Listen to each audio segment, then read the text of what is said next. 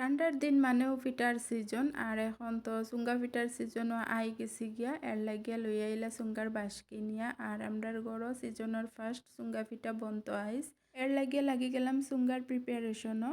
বাঁশ তো বাজার থেকে খাটাইও আনছুন আর খাটতে লাগতো না তার বাদে কলা পাতার আগা গুড়া সমান করে খাটিয়া বালা করে দইয়া চুঙ্গা বাঁশর মাফ দিয়া বড়ি লাইলাম না দইলে তো হইতো না কারণ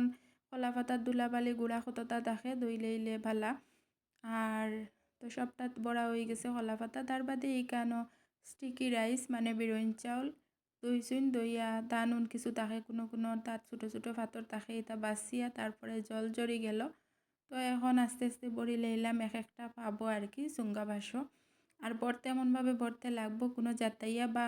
বড়তে লাগতো না জোরে বড়লে পরে পুড়তে সময় সব বার হয়ে যায় অর্ধেক বার হয়ে যায় তো আস্তে আস্তে না যাতাইয়া আর কি মানে আমরা কইনারি না দেখাইয়া চাউল বড়ি লাইলাম তার বাদে পানিও দিলাইলাম আর চাউল ভরতে সময় তোরা জায়গা রাখবো কারণ পানি দেওয়ার বাদে তো কত সময় রাখতে লাগবো 3-4 ঘন্টা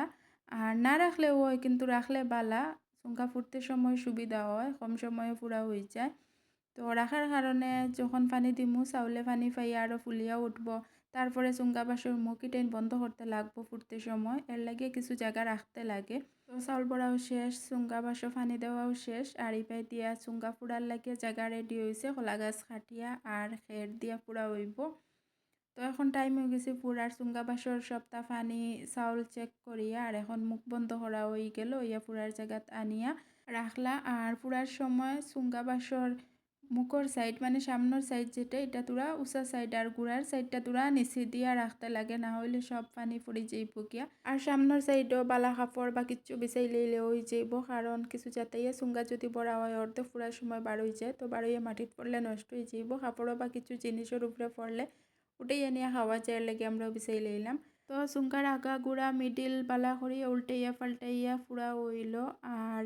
ফুটতে সময় অত বেশি সময় লাগছে না পানি দিয়া 3-4 ঘন্টা রাখিয়া ফুরা হয়েছে এর লাগিয়া জলদি জলদি ফুটি গেছে পানি দিয়াও লগে লগে ফুরা যায় কিন্তু কোনো সময় চাউল চাউল থাকে ফুট চাউলি হয়ে যায় কলা পাতা ছাড়াও চুঙ্গা বড়া যায় কলা পাতা থাকলে যদি চুঙ্গার বাঁশ জ্বলে তো ভিতরে ভাঙতে সময় অসুবিধা হয় না আর পাতা ছাড়া চুঙ্গা জ্বলিলেও